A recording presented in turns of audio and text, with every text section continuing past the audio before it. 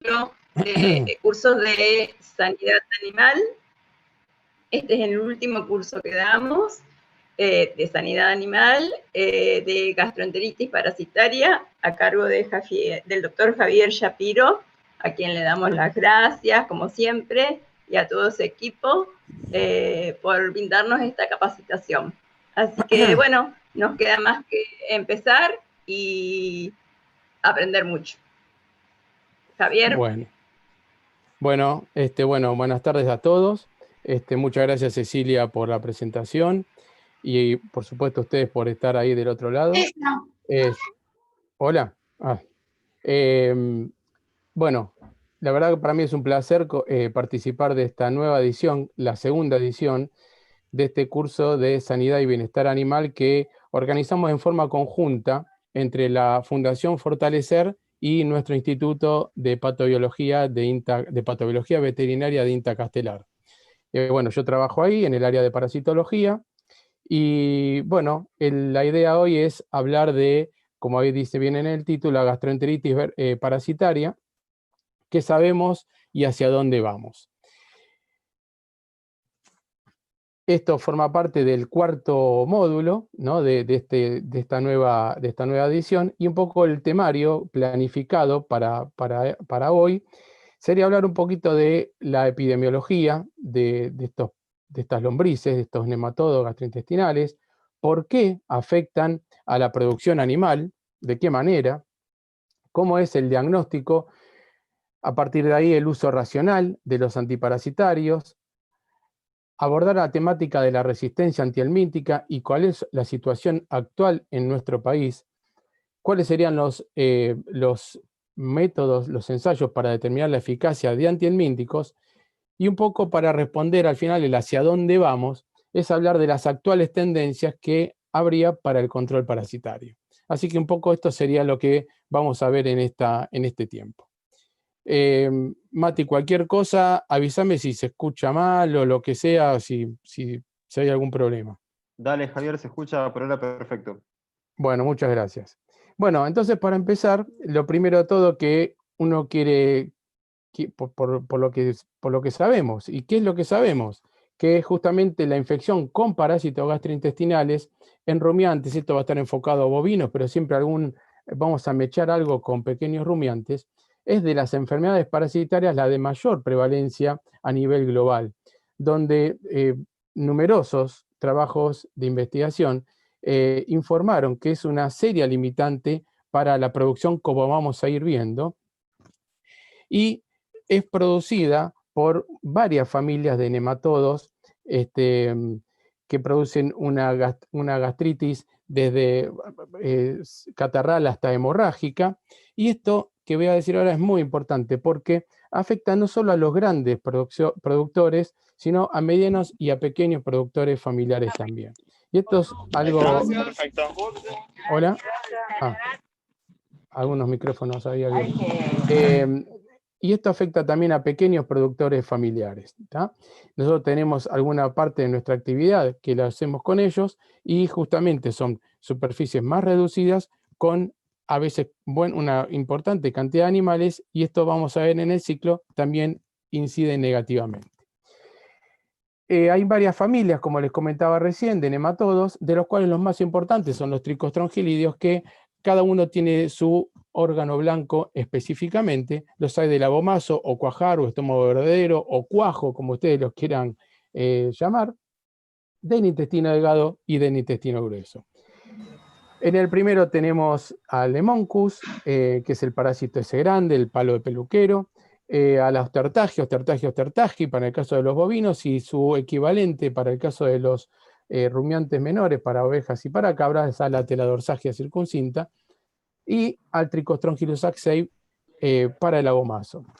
Ya siendo un poquito para atrás, para el intestino delgado, vamos a tener a la Coperia, al Tricostrongylus colubriformis y al Nematodirus, y en el caso del intestino grueso vamos a tener al Esophagostomum, que es el gusano nodular o gusano de tripa.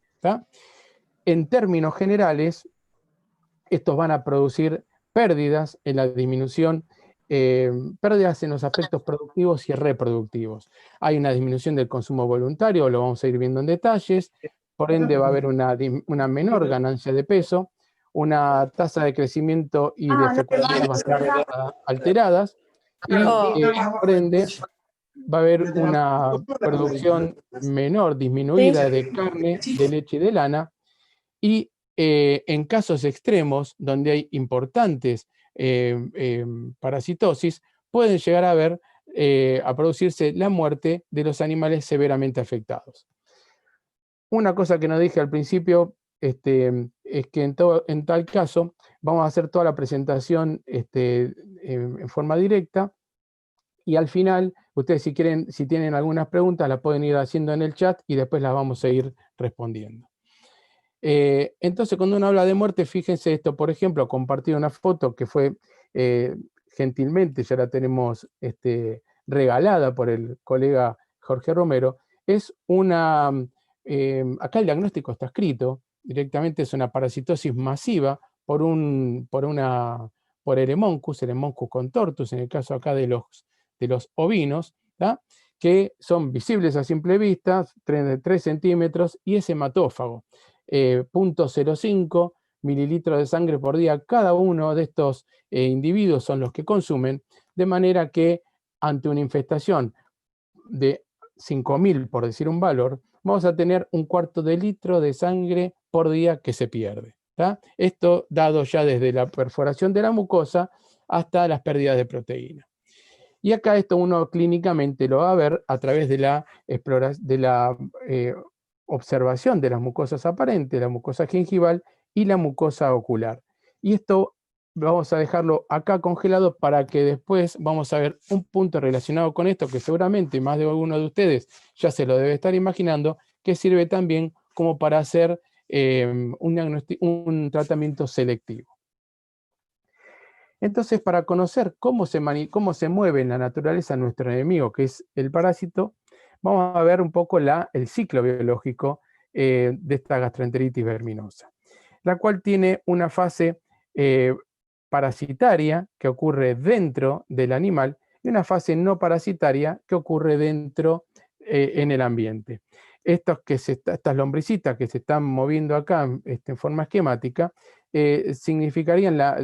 representan a la forma infectiva del parásito, que serían las larvas 3 infectivas, las cuales cada una van a ir ingeridas a través de la pastura.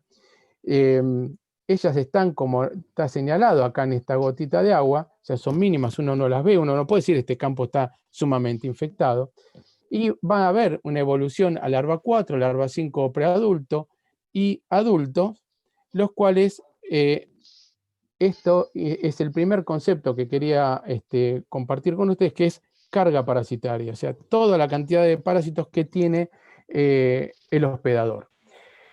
Estos nematodos van a copular dentro del órgano en el cual estén afectando, y a partir del día 21, es decir, que es el periodo de prepatencia, es decir, desde que consumen la larva 3 infectiva hasta que aparecen huevos por materia fecal, y esto va a dar la contaminación de las pasturas.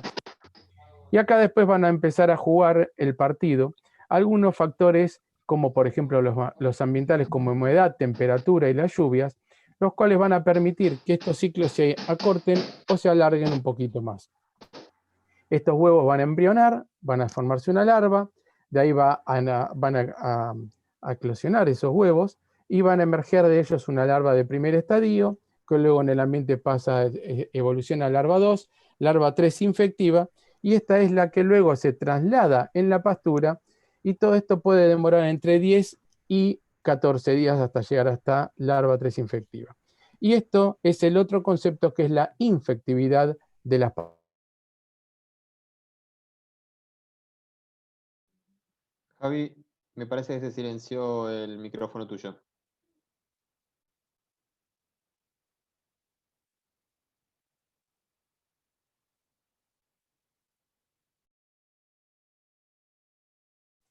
¿Ahora sí? Hola, Perfecto, hola. ahora sí, ahora sí, ahora sí. Sí, bien. Entonces, Ese es el otro concepto, la infectividad de las pasturas. Y otra cosa que es llamativo es la desigualdad en cuanto a los porcentajes de esta distribución de parásitos. Apenas un 5% de la problemática está dentro de los animales y el 95% está en el ambiente. Es decir, que si uno analiza todo esto, a priori, lo que uno va a determinar que el enfermo es el campo, ¿está? El enfermo es el campo y lo que hay que acostumbrarse es que hay que convivir con los parásitos, porque actualmente la erradicación, volver a cero un establecimiento es realmente imposible. Entonces, con estos conceptos y entendido esto, lo que esto va a servir es para establecer los programas de control antihelmíntico que vamos a ir avanzando a través de la presentación. No me mueve ahí está. Entonces, la otra pregunta es, ¿por qué los parásitos dañan a la producción animal? Bueno, en primer momento, en primer término, podemos decir porque provocan pérdidas en la ganancia de peso corporal, y estas pérdidas van a estar directamente relacionadas al nivel de infestación que tenga, o sea, a la carga de parásitos que tengan estos animales. Entonces, si uno considera cargas bajas, vamos a tener manifestaciones subclínicas, o sea, no lo vamos a ver. Pero aún así, sin ver ningún tipo de manifestación, vamos a ver que hay pérdidas ya de 25 a 30 kilos por animal por periodo, por ciclo. ¿Está? Multipliquen por los animales que tenemos, lo cual no es poca cosa. Ahora, cuando ya tenemos cargas más moderadas, un poco más importantes, ya comienzan a aparecer manifestaciones clínicas, como diarrea, por ejemplo, o estado de mejorado, como vemos acá en este animal. Y ya acá las pérdidas son importantes, de 40 a 60 kilos. Hay avanzados de estado de desnutrición, hay edemas, ¿tá? Sobre todo edemas en la papada, principalmente por fallas en la absorción de las proteínas, en especial en las albúminas. Esto mismo, a mí me gusta compartirlo con la imagen de un iceberg. Apenas lo que uno ve, por ejemplo, que es la menor proporción de todo el problema, son las parasitosis clínicas. La gran mayoría, lo que no se ve, son las subclínicas. En este caso son las que tienen las mermas, la pérdida de peso, las mermas en la producción. Y en el caso de las parasitosis clínicas, acá tenemos con distintas especies, vemos el edema ahí de la zona de la papada, con enflaquecimiento, el pelo hirsuto o arratonado, desmejoramiento general, diarreas, de acuerdo al parásito que esté más implicado, ¿tá? Diarrea de los cuartos, por ejemplo. Entonces, aquí lo que hay que hacer, que es nuestro desafío como veterinarios, es hacer un diagnóstico temprano justamente para detectar las pérdidas subclínicas, ¿tá? Y ahí está nuestro desafío. Por otra parte, también hay una disminución del aprovechamiento del recurso forrajero. Acá hay un daño de la mucosa gastroentérica, principalmente en el estómago. Ahí va a haber menos ácido clorhídrico, menos pepsina. Hay algunas hormonas que están ahí dando vuelta. El animal pierde el apetito. Acá las curvas normales de crecimiento se van a ver alteradas. Vamos a ver un animal más chico y alterado en el crecimiento, a pesar de tener un recurso forrajero que pueda ser aceptable. También hay un deterioro del estado de la salud general del rodeo, donde, por ejemplo, hay una disminución de la respuesta inmune, como cuando hay cualquier enfermedad dando vuelta. Y también hay algunos trabajos que ya hicieron los colegas de la Universidad de Tandil hace muchos años, en donde, e INTA Balcarce, en donde ellos también encontraron en grupos de animales parasitados versus otros sin parásitos, donde hay el efecto de estas enfermedades sobre el aparato genital. Sobre todo uno lo ve en hembras en recría, obviamente, donde hay atresia folicular y hay un menor desarrollo de útero y vagina. Y esto también es importante, sobre todo cuando uno intenta o se quiere llegar a esos servicios tempranos de los 15 meses, o sea, hay un retraso de la llegada a la pubertad. También es importante que hay un pobre desarrollo óseo del área pélvica, y esto se va a ver manifestado a través de partos distóxicos. Yo acá se me pone un cartel justo en el medio que me va tapando la presentación. Bueno, y en esto también trabajaron bastante los colegas de Tandil. Bien. A nivel de los lanares, de los ovinos, también hay una repercusión sobre la calidad y el peso del vellón. Por ejemplo, hay una reducción de entre un 15 y un 20% y en casos extremos hasta el 40%, y también con alteraciones en el diámetro de los mismas. Obviamente va a haber aumentos en los costos de producción, se va a ver inversión en antiparasitarios con un limitado retorno económico, por supuesto, y como mencioné anteriormente, puede llegar a haber mortalidad en los animales severamente afectados. Ahora bien, ¿los productores pierden dinero por parásitos? Sí, seguro, eso no es ninguna novedad, y esto va a estar en función de al menos de estos 5 posibilidades. Por ejemplo, de la cantidad de parásitos que estén presentes en las pasturas, del nivel de infectividad que haya en esas pasturas, de la patogenicidad, o sea, de los géneros de parásitos presentes. No es lo mismo que haya muchas ostertagias o hemoncus a que haya mucha cooperia.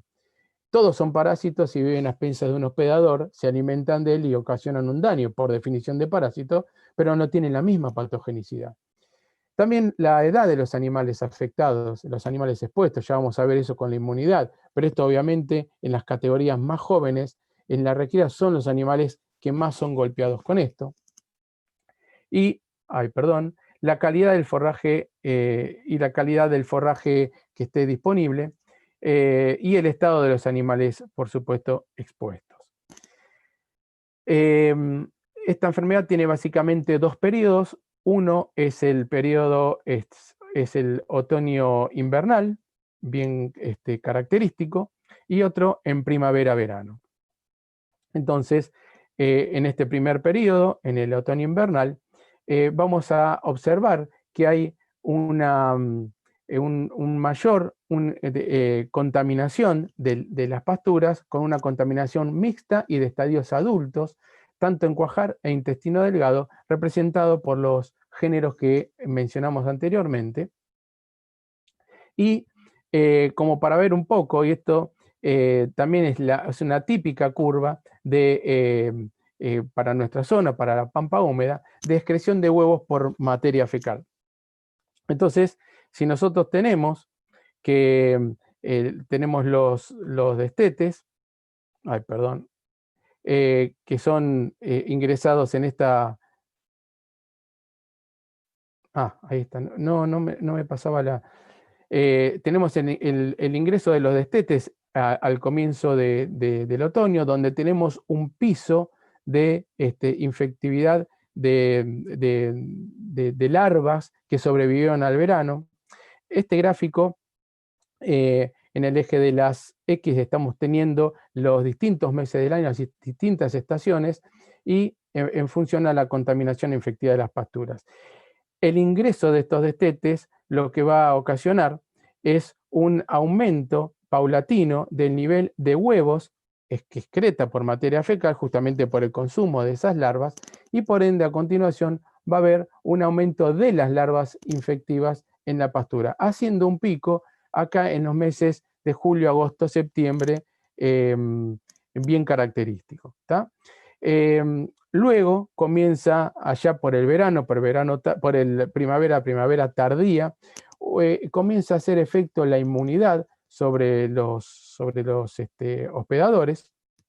Entonces comienza a haber una disminución, ahora después lo vamos a ver con inmunidad más en detalle, una disminución de esta oviposición y por ende también va a haber una disminución de la cantidad de larvas infectivas que encima, ya con el comienzo del verano y avanzado el verano, el efecto de las temperaturas y de una estación seca, por ejemplo, hacen disminuir significativamente la cantidad de larvas, pero nunca a valores cero, pero sí hace disminuir lo que sería el refugio. Entonces, en función de esto, nosotros podemos tener que si decidiésemos desparasitar a los terneros al destete allá por marzo y abril, y a través de un monitoreo posterior que vamos a hacer durante los primeros meses del año, cada 30 a 45 días, lo que nosotros vamos a evitar van a ser la aparición de esta parasitosis mixta en este periodo, que es el que más dañino, es el periodo otoño-invernal, el primer otoño-invernal, que encima es coincidente y es más favorable para el desarrollo de larvas en pasturas, como mencionamos recién, y encima con una pobre calidad y cantidad del forraje. ¿Tá? Entonces este gráfico también tengámoslo así por el momento, que después lo vamos a refrescar nuevamente para ver cómo vamos a hacer con el control racional que tendríamos para los parásitos.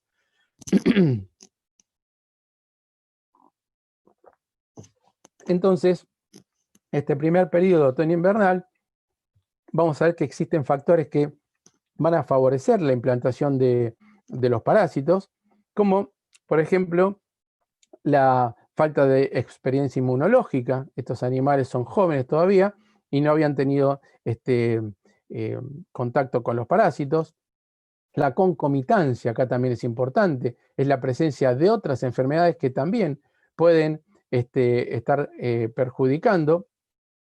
La pobre o la calidad y baja calidad del forraje, que también incide en la ganancia de pesos, y las condiciones, por ejemplo, del frío y de la humedad.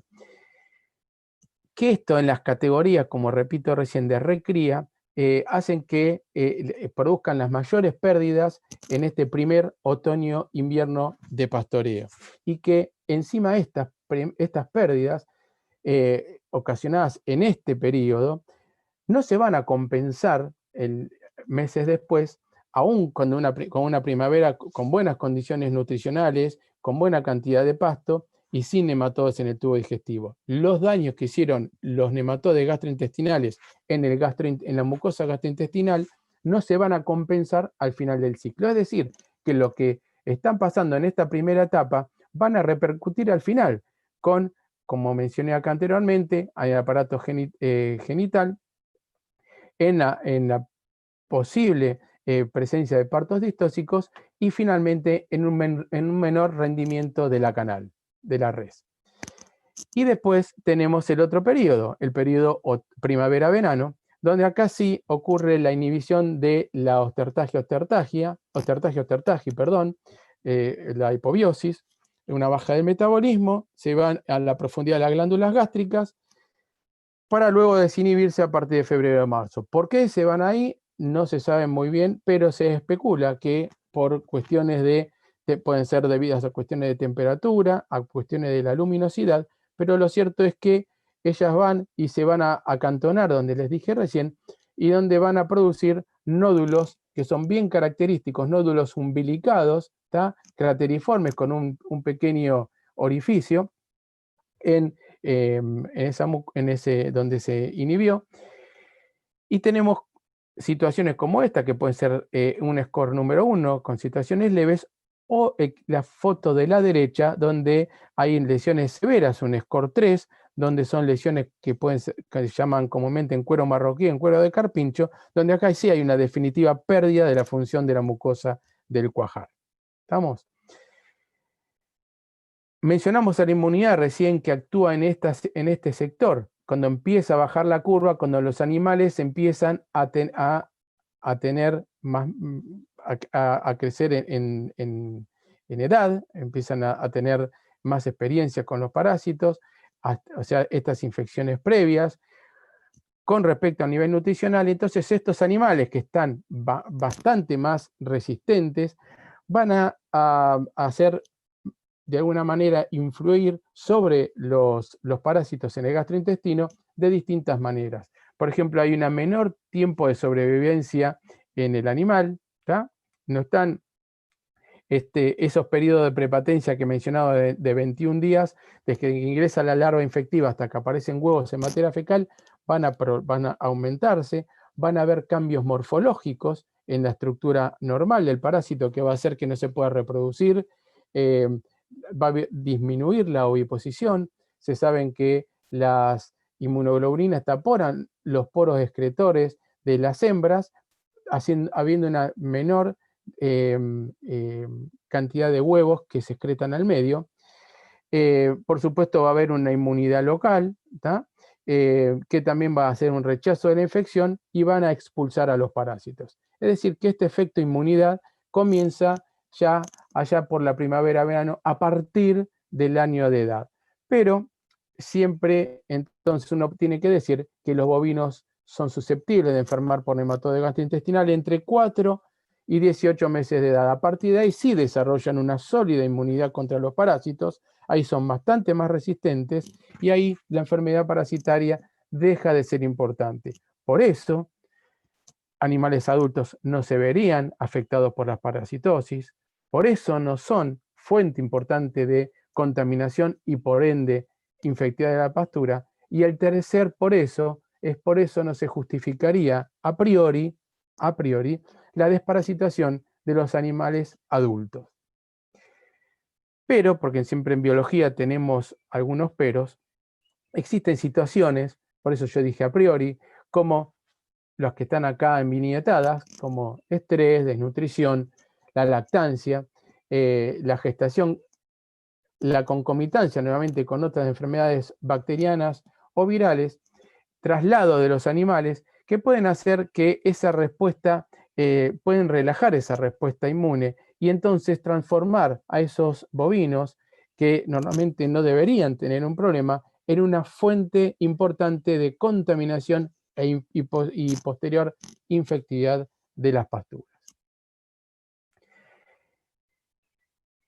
Para entrar en lo que sería el diagnóstico, bueno, hay varias técnicas de diagnóstico, más allá de las 3 que acá vamos a desarrollar, también está el método de Willis, también tenemos el lavado de pasto, pero vamos a hacer hincapié en estas 3 en esta presentación, que es el HPG, es decir, el recuento de huevos por gramo de materia fecal, el cultivo de larvas.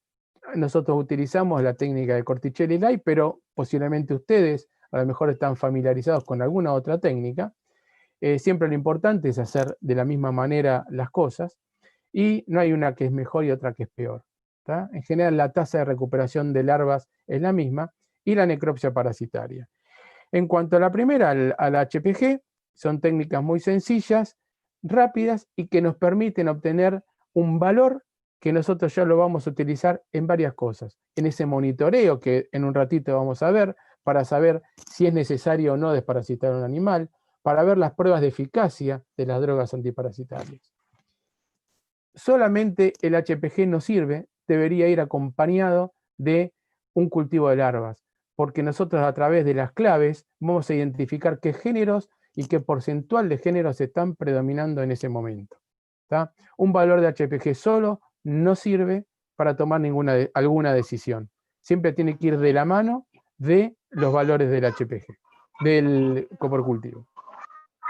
Y finalmente la técnica de la necropsia parasitaria, la cual también vamos a ver una de las técnicas que se aplica, y es digamos que es la más exacta porque te va a permitir recuperar, contar e identificar todos los géneros de parásitos presentes que están dentro del animal. Pero obviamente no vamos a salir a hacer necropsias para ver si hay parasitosis o no. Pero ya vamos a ver en algún momento en qué técnica de las de resistencia se emplea. Nosotros consideramos el diagnóstico como una herramienta esencial para evitar pérdidas económicas. Entonces uno tendría que tomar esto, por un lado, con una anamnesis del establecimiento, y por otro lado, con resultados de laboratorio, con las técnicas que vi recién. En cuanto a la anamnesis del establecimiento, tomaría al menos y como de entrada 5 parámetros por un lado, los antecedentes parasitarios previos que tenga este establecimiento, si tiene o no tiene, contra qué tienen, sobre todo a veces hay predominancia de algunos más que de otros. La eficacia de tratamientos antiparasitarios previos, qué sirve y qué no sirve, capaz que nosotros ya tenemos un dato de este tipo. La categoría y el estado general de los animales, cómo los estamos observando, la historia de esos potreros, la disponibilidad de forraje que tengamos en el animal en ese campo. Entonces, en función a la anamnesis que nosotros hagamos de esta manera y a los resultados de laboratorio de HPG y coprocultivo, a nosotros nos va a dar una información para utilizar en forma racional a los antiparasitarios. Vamos a saber qué sí y qué no vamos a poder utilizar. Cuando hablamos de control, a veces te llaman por teléfono, mira, me están entrando animales y necesito desparasitar, seguramente a ustedes les ha pasado, y eso no es serio, no se puede establecer recetas rígidas para el control de los parásitos, no es que siempre es lo mismo, ¿tá? No hay un protocolo que siempre es de la misma manera. Acá hay que basarse en datos en epidemiología, en datos de bioecología, y con la premisa, como dije al comienzo, que la erradicación de la enfermedad parasitaria actualmente es imposible, hay que convivir con ella y por eso tenemos que usar métodos combinados, ¿tá?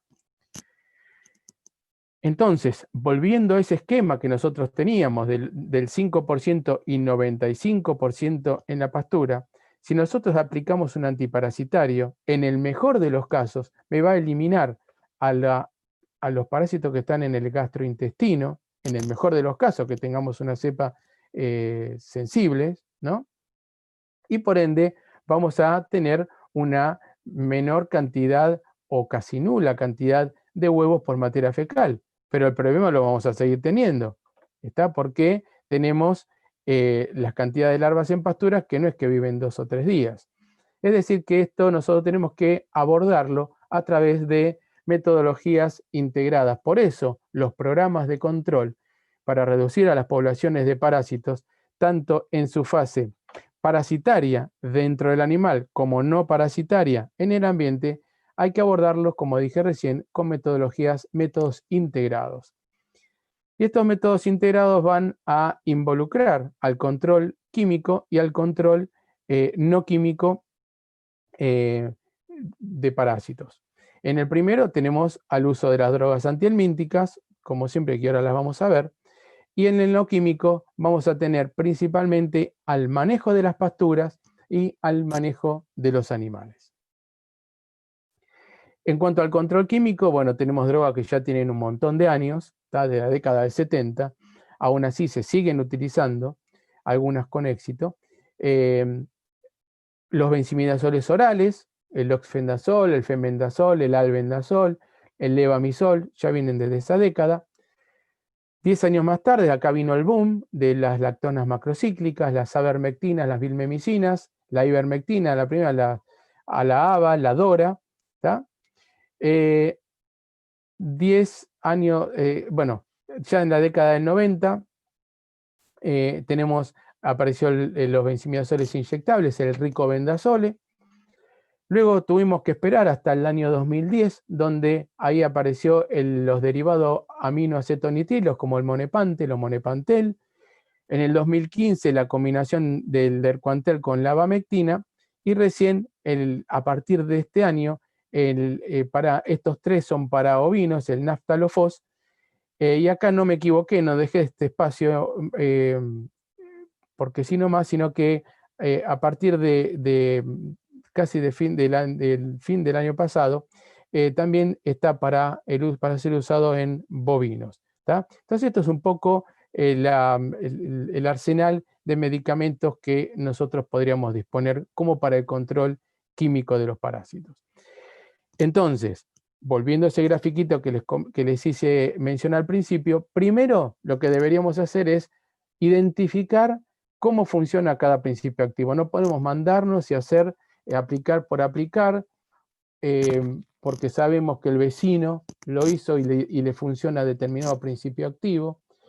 Hay que hacer para eso que lo vamos a ver en detalle en un ratito, pero un test de eficacia de las drogas. Por ejemplo, un test de reducción en el conteo de huevo. ¿Tá?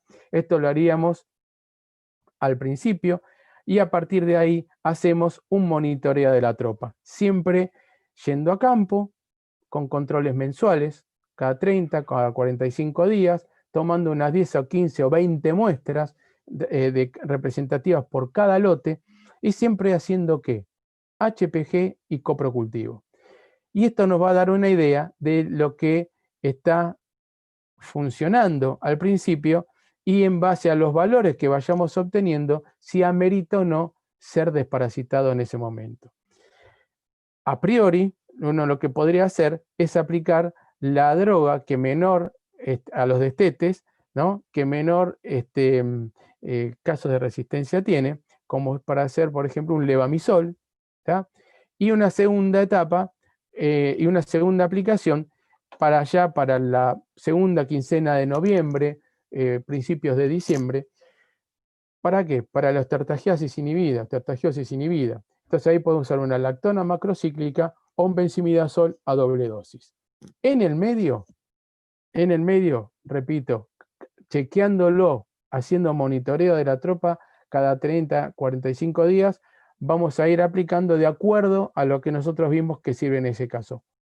Por ejemplo, podemos aplicar una lactona macrocíclica ya para al inicio del invierno, es un endectocida, me va a cubrir contra sarna, piojos, por ejemplo, y después podríamos hacer un benzimidazol. Esto sería un esquema tentativo. Lo que sí está interesante es, al comienzo, un levamisol, al final, una lactona macrocíclica, un benzimidazol. El levamisol aquí no tiene ningún tipo de efectividad sobre la osteoartragia inhibida. Si vamos al control no químico, bueno, en principio lo que uno necesita acá es reducir la exposición a los parásitos mediante manejo de pasturas, ¿tá?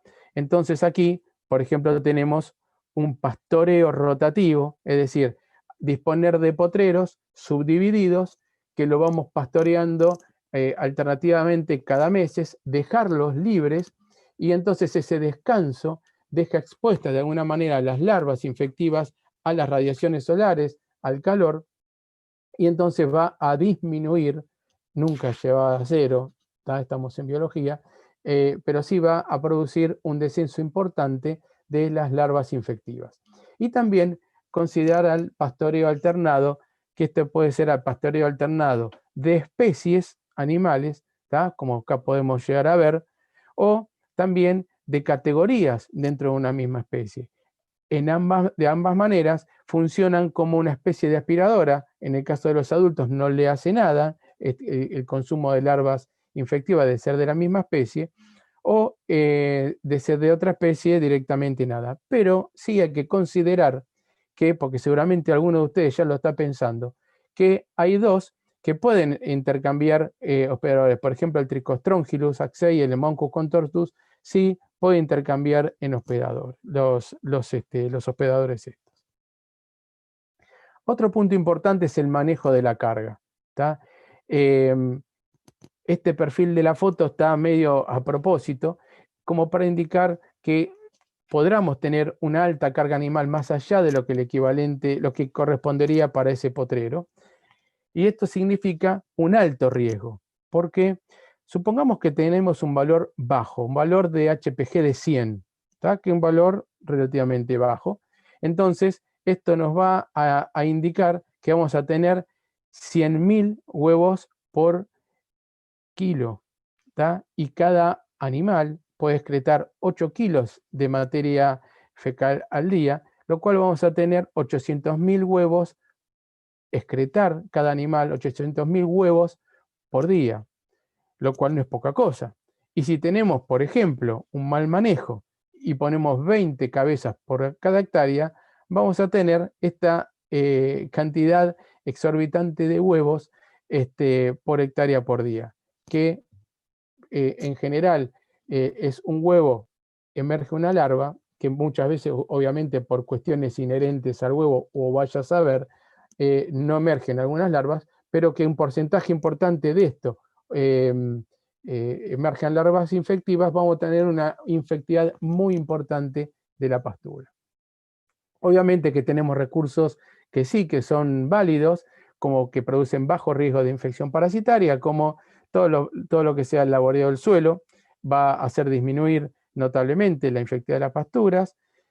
Los rastrojos, los verdeos, ¿tá? Verdeo es totalmente limpio, y todo lo que son los henos, rollo, fardos, eso sí tiene una baja, casi nula infectividad, no tiene larvas infectivas, ¿tá?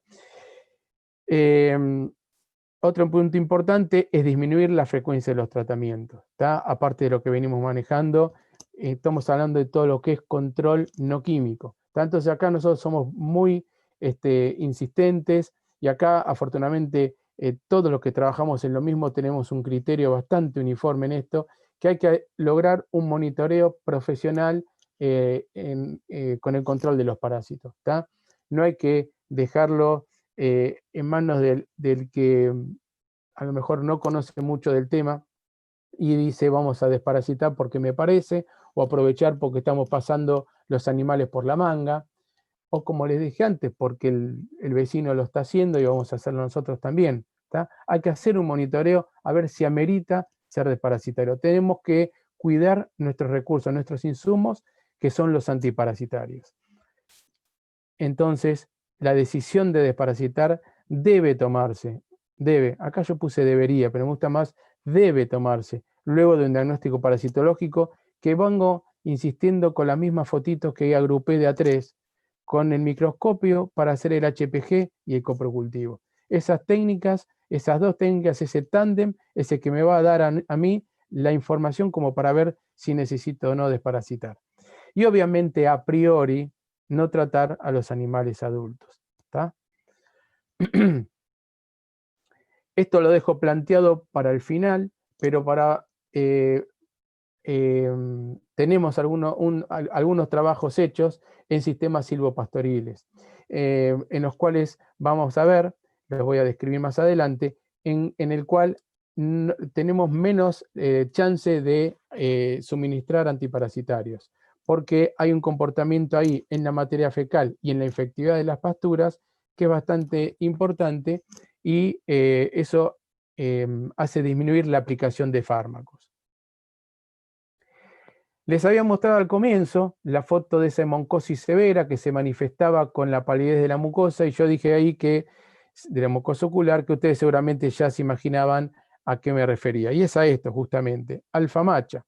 Es un tratamiento selectivo de los ovinos, en los cuales se hace una observación de la mucosa ocular, y es una indicación, una forma indirecta de ver de qué manera los animales puedan tener parásitos hematófagos, por ejemplo, el Hemoncus. Hay otros que también pueden llegar a estar participando en esto, pero en zonas en que no hay, por ejemplo, fasciola, ¿tá? Acá nosotros tenemos un buen indicador de si amerita o no ser desparasitado. Entonces tenemos unas cartas en las cuales están descritos bien 4 niveles, en los cuales en el nivel 3 y en el nivel 4 son los cuales hay que desparasitar a los animales a través de la observación justamente de esa mucosa ocular. Repito, es una forma indirecta, es un tratamiento selectivo y es para ovinos y para caprinos, no para bovinos. De todo esto que estamos mencionando, si uno dice, bueno, ¿cómo hacemos en Argentina con todos estos conceptos que tenemos para reducir las poblaciones de parásitos? Bueno, infelizmente, durante las últimas décadas, el control de los parásitos se hizo casi exclusivamente mediante la aplicación de fármacos antiparasitarios, mediante antiparasitarios químicos.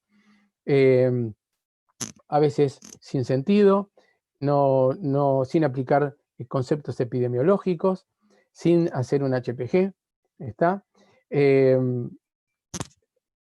Porque se compró, porque convino, a veces se venden los antiparasitarios como una gaseosa o como un desodorante, por decir cualquier cosa. Entonces se aplicó a diestra y siniestra directamente sobre los animales, en los animales. Diagnóstico no se hacía, porque a veces era más fácil hacer sin hacer un diagnóstico. El costo de un antiparasitario es más económico que hacer un HPG. Entonces directamente esto es la situación que reinó en nuestro país. Afortunadamente, a través de todas las charlas que se van dando, y ya de los alumnos de grado salen con estos conceptos y los aplican en sus rutinas diarias, esto paulatinamente se está cambiando, pero el daño ya fue hecho. ¿Tá? Y entonces, ¿cuáles fueron las consecuencias de ese uso inadecuado de los antiparasitarios? Bueno, en principio, un gasto innecesario, porque a veces se compra algo que no sirve, o se compra algo que en ese momento no era necesario. ¿Tá? Una ineficacia de nuestro sistema productivo, obviamente, residuos en los tejidos que van contra un poco de las demandas internacionales, y lo que ustedes seguramente se estaban imaginando, que es el tema de la resistencia a los antihelmínticos. ¿Tá? Esto fue generándose en todos estos tiempos. Hay un montón de definiciones realmente de resistencia a los antihelmínticos. Una de ellas, que es la que acá me gusta y se las dejé, es una habilidad que tiene una población de parásitos para tolerar dosis de tóxicos que serían habitualmente normales, letales para una población normal, que es una población normal, vamos a considerar una población susceptible de esa misma especie. ¿Está? No es un tema nuevo, ¿tá? Ya esto data del año, el primer reporte se hizo allá por el año 57 en Estados Unidos, y a la fenotiacina. Fíjense que estamos hablando de qué antiparasitario estamos hablando. Acá empezó a estudiarse como una mera curiosidad parasitológica, se aplicaba un antiparasitario y no tenía el efecto deseado, los animales no reponían, no se recuperaban, persistían con las diarreas, tenían el edema, hasta que ya en la década del 80 esto deja de ser una mera curiosidad hasta ser un problema, deja de ser un problema emergente a ser un problema realmente serio, donde alcanza niveles que hacen casi inviable a la producción, sobre todo en ovinos y en el litoral. Hemos visto casos de resistencia múltiple. Y a partir de ahí es que numerosos grupos de investigación locales e internacionales empezaron a trabajar en la temática, se empezaron a ver un mayor flujo de información al respecto. En nuestro país, bueno, la evolución, esto simplemente se los dejo a título informativo, ya desde el año 92 hubieron los primeros, Romero hizo el primer reporte en benzimidazoles en ovinos, luego nuestro grupo, encabezado por el doctor Ed, y ya del año 94 es una resistencia en majadas en nuestro país, bueno, y así sucesivamente. Como para que vean que esto no es un tema nuevo, sino ya es un tema de larga data, y estos fueron los primeros trabajos que fueron informando. ¿Cómo se desarrolla esto? Bueno, con grafiquitos muy sencillos. En animales que están parasitados siempre existen dos poblaciones, una que están señaladas acá por estas lombrices en color verde, que es mayoritariamente en cantidad susceptible a los antihelmínticos, y una que está en colorado minoritariamente, que es resistente. Entonces, al aplicar el antiparasitario, está todo fenómeno, porque los animales están bien, eliminaron, ¿no?, la población de sensibles, quedaron las resistentes, el refugio, la pastura está con más población de larvas sensibles, y hasta ahí estamos todo bien. Pero el tema es que si se continúa utilizando la droga, uno va a seguir eliminando a la población susceptible, que cada vez va a ser menor, se va a incrementar esta población resistente dentro y fuera del animal, y hasta que llegue un momento en donde directamente no es efectivo ningún antiparasitario, no controla, los animales se enferman y pueden haber casos de muerte de los animales que estén muy afectados. ¿Cómo se origina todo esto? Bueno, esto es un fenómeno que parte a partir de parásitos que son sensibles, ocurren mutaciones génicas al azar. Eso es lo que ocurre, y a partir de esas mutaciones génicas al azar se generan parásitos que tienen genes de resistencia. Si se cruzan estos parásitos que todavía, como mostramos en los grafiquitos recién, sensibles con los resistentes, van a dar parásitos de cruza de mediana resistencia, y si finalmente estos se cruzan, van a dar parásitos puramente, totalmente resistentes. ¿Tá?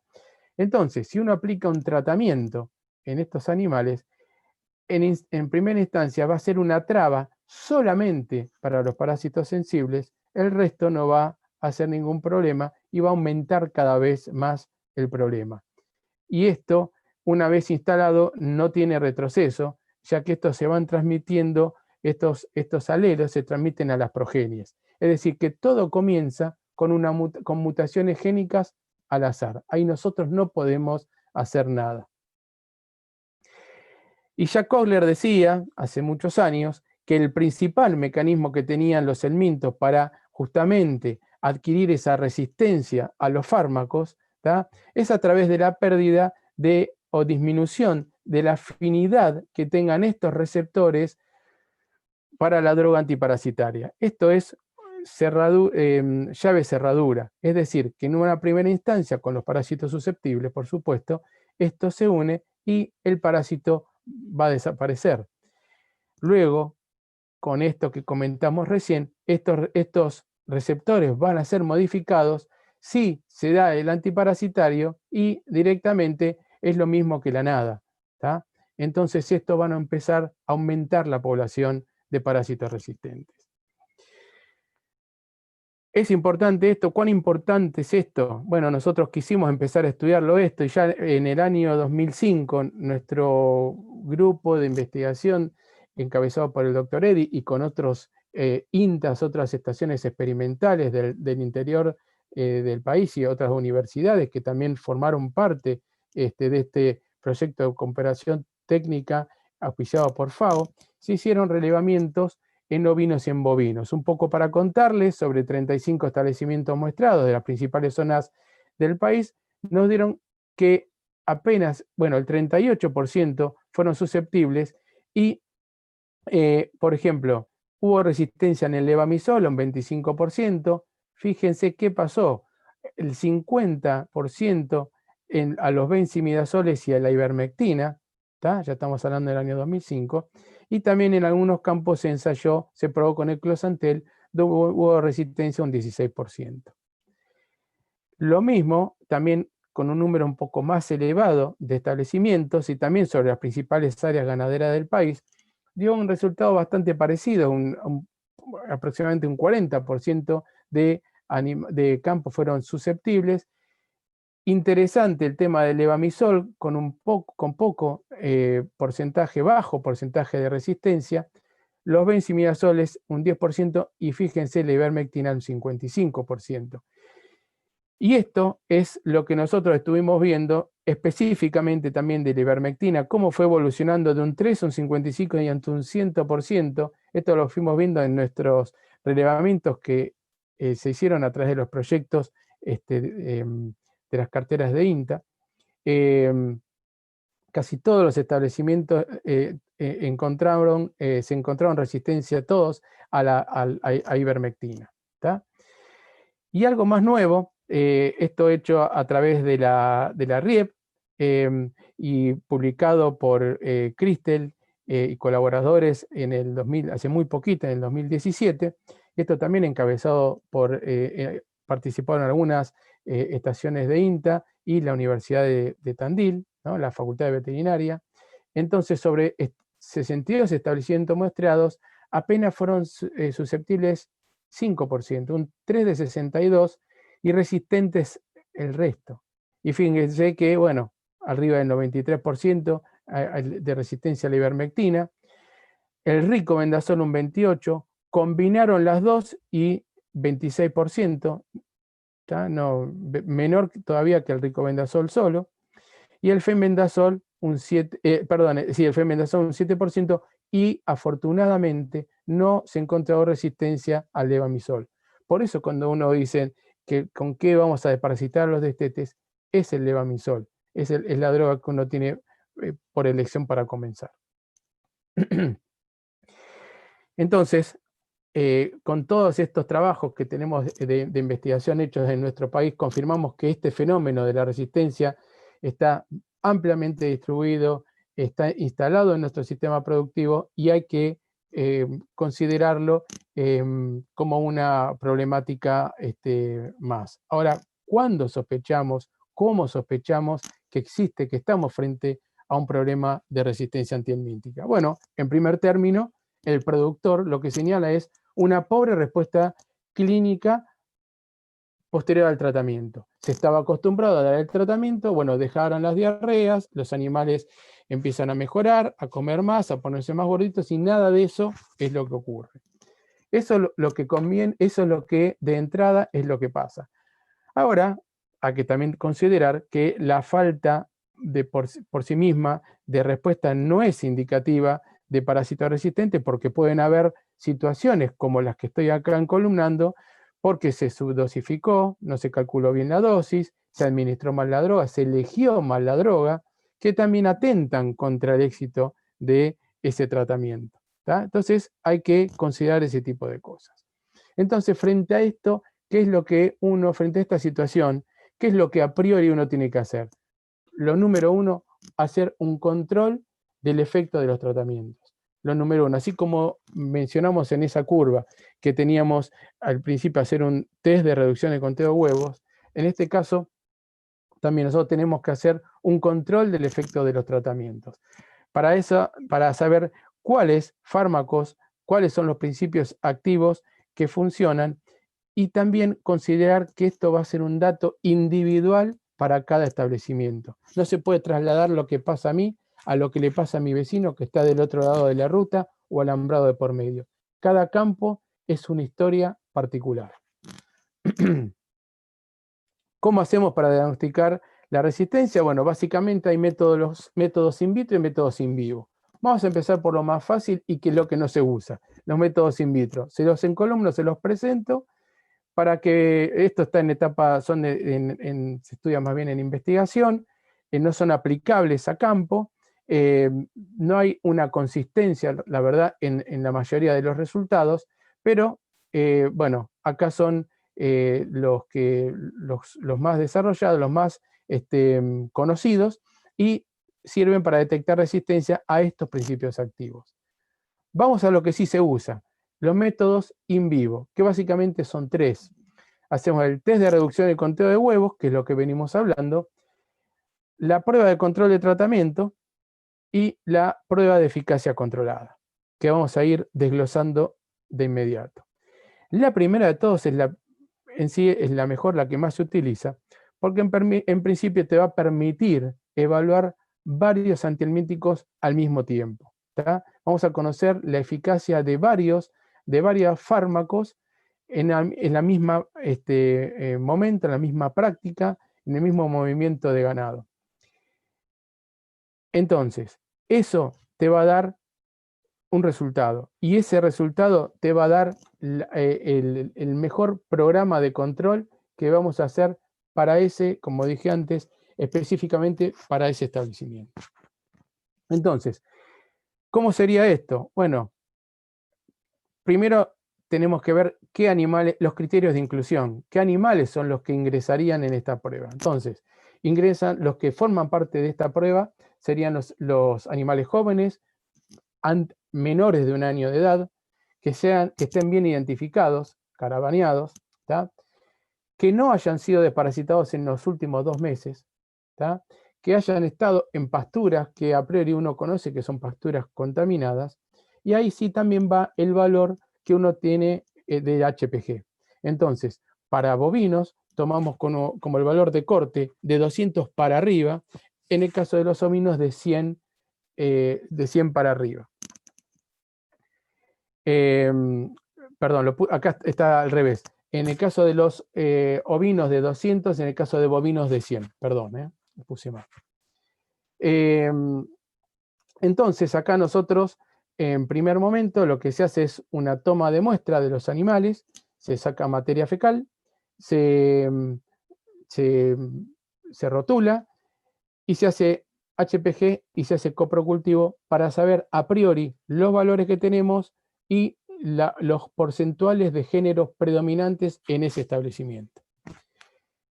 En función a los datos obtenidos, a los resultados obtenidos, armamos lo ideal 4 grupos, ¿tá? De entre 10, acá yo les puse en los esquemas, 10, 12 o 15 animales cada uno, ¿tá? No menos de 10 para que den resultados estadísticamente más fuertes, más confiables.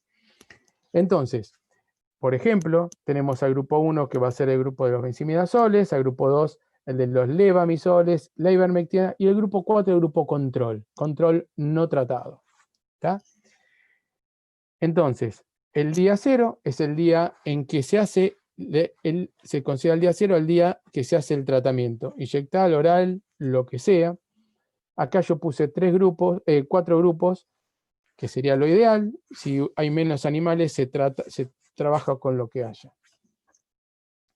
El día 14 es el día que nuevamente se va al campo, se toma muestra de materia fecal, se hace coprocultivo. Si solamente uno trabajó y evaluó benzimidazoles y levamisol, puede ir el día 10, ¿tá? Cuando para evaluar ivermectina se va a las 2 semanas. Por eso si se evalúan todos a la vez, se puede ir a los 14 días que no influyen en el resultado de benzimidazoles y levamisoles.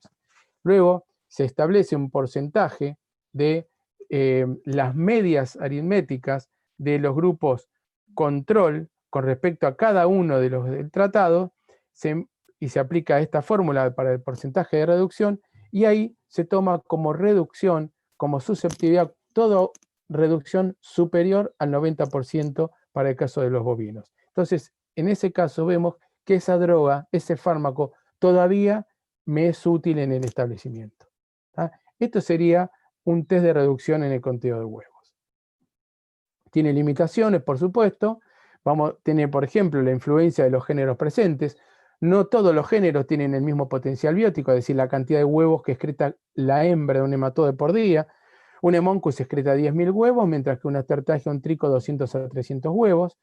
La ivermectina se sabe que ejerce una inhibe la oviposición, por eso me pueden llegar a dar falsos positivos.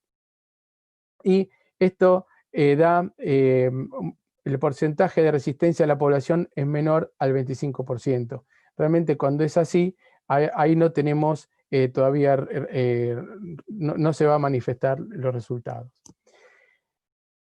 La segunda prueba es la prueba de control de tratamiento. Muchas veces no se puede hacer toda esta movida con esta cantidad de animales, se puede hacer un grupo de 10 o 15 animales, es un grupo único, en los cuales se requiere de una correcta aplicación, se saca muestras de bosta, de materia fecal, el día 0, donde se hace el tratamiento, se hace HPG, se hace coprocultivo. Se establece porcentuales como siempre, y el día 14, ¿tá? Nuevamente se va al campo y se hace se aplica esta fórmula. Acá estamos comparando el tratamiento que existió en los datos post-tratamiento y pre-tratamiento. Es decir, la media aritmética del HPG de todos los grupos post-tratamiento con el pre-tratamiento. Y estos serían los valores, igual que antes, de susceptibilidad a la droga. Finalmente tenemos la prueba de eficacia controlada, que esa es la gold standard, que es la que determina la real eficacia del fármaco, pero no se aplica, es un alto costo porque hay que sacrificar animales, vamos en contra de las 3 R's, es laborioso, no se hace habitualmente.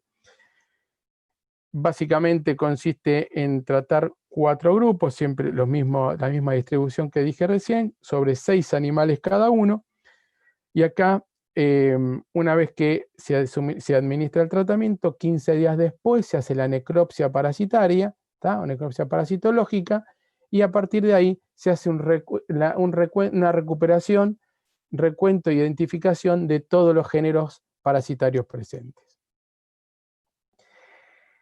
Entonces, un poco para tratar de explicar esa segunda parte del título de hacia dónde vamos. Viene esta última parte de la presentación de considerar esta amplia distribución de la resistencia antihelmíntica. Ya considerando lo que pasaba ya por el año 2005 y lo que pasa ahora con lo informado en el año 2017, entonces uno tiene que plantear cambios en el modo de uso de los antiparasitarios. Es prioritario cambiar el modo de uso y buscar herramientas alternativas o complementarias, como me gusta mejor decir, al control químico. Esto no es que viene en reemplazo de, sino viene y también se puede utilizar con antiparasitarios químicos, en el caso de haberlos disponibles y que sirvan. Y entonces, ¿esto para qué? Para reducir la dependencia del uso casi exclusivo de los antihelmínticos comerciales, ¿tá? Buscar otras alternativas. Entonces, vamos a tener, por un lado, menos cantidad de tratamientos por animal por año, y por otro lado, vamos a preservar lo que es el refugio, ¿tá? Y todo esto que es en parasitología veterinaria, que es nuestra especialidad, todos estos métodos alternativos de control pasaron de ser como eran antes, que se daban en las cátedras o se conversaba así entre colegas, una disciplina meramente académica, para tomar mayor relevancia y sobre todo en estas épocas para lograr diversificar las estrategias de control. Entonces, ¿cuáles son las actuales tendencias para el control de parásitos? Bueno, yo al menos acá le dejé marcada 8, de las cuales vamos a hablar un poquito más en detalle de lo que serían la fitomedicina o las plantas medicinales o sus extractos, los sistemas silvopastoriles, contarles la experiencia que estamos teniendo, y también lo que tuvimos con las partículas de óxido de cobre. Mencionarle, por ejemplo, que el recambio de cepas, este es un trabajo muy importante y serio, y que está haciendo la gente de Tandil con el Intabalcarce, en los cuales ellos hacen, el principio de esto es recuperar la eficacia en base al manejo del refugio, reemplazando la población resistente por una población sensible. Y esto es a través de terneros, por ejemplo, sembradores de larvas que sean de huevos, que posteriormente van a ser larvas sensibles. Entonces, uno trata de recuperar ese refugio. De esto voy a dar el título simplemente, no es un trabajo que ahora nosotros estemos trabajando, en farmacología lo mismo, todo apunta a modificar la farmacocinética y la farmacodinamia de los antiparasitarios, con las combinaciones y con combinación con otra sustancia, por ejemplo, con extractos vegetales, que también algunos se están evaluando. Hubo algunos resultados interesantes con el control biológico, sobre todo con hongos nematófagos, hongos atrapadores, como se ven acá en esta foto muy linda, que son estas cifas que actúan en la materia fecal, que suministran esporas, las cuales pasan inalteradas por todo el tracto digestivo y aparecen en materia fecal. Estas atrapan a las larvas infectivas en la materia fecal, entonces hay una disminución de la infectividad. Hubo resultados muy interesantes con Dudintonia flagrans y Arthrobotis, que son los que más se evaluaron, pero sobre todo Dudintonia, y si ustedes ponen control biológico hongos, van a aparecer un montón de trabajos. También, tenemos la selección genética, que esto también es, INTA está trabajando fuerte en este punto, con selección genética de animales resistentes. Acá los animales son los resistentes a los parásitos. Hay diferentes sensibilidad dentro de los animales y dentro de razas dentro de una misma especie animal. Hay trabajos avanzados sobre ovinos y algo también se está trabajando sobre bovinos. Y vacunas, acá yo lo coloco, y también es con un signo de interrogación, no hay vacunas disponibles, más allá de la de Dictocaulus, que no hay nuevas todavía para ensayar. Entonces, entrando en las tres que les quería comentar, la investigación justamente de las plantas o de los extractos de las plantas, los extractos vegetales, En nuestra profesión tuvo un crecimiento muy marcado en las últimas décadas, donde muchísimos investigadores fueron considerándola como estrategias no farmacológicas para el control antiparasitario, y dentro de las cuales los principales trabajos, el mayor flujo de trabajo provinieron de Centroamérica, de África y del sudeste asiático, donde existen varios reportes de plantas justamente, en general son leguminosas, con actividad antihelmíntica, que podrían funcionar como nutracéuticos por sus propiedades, por un lado, nutricionales, y además por su alto contenido en compuestos secundarios. Recuerden, las plantas tienen compuestos primarios, metabolitos secundarios, ¿tá? Los primarios son los que ellas utilizan para la vida de la planta, los secundarios son los que no, y pueden ser útiles como para, estamos hablando de taninos, terpenos, ácidos esenciales, hay varios. Bien.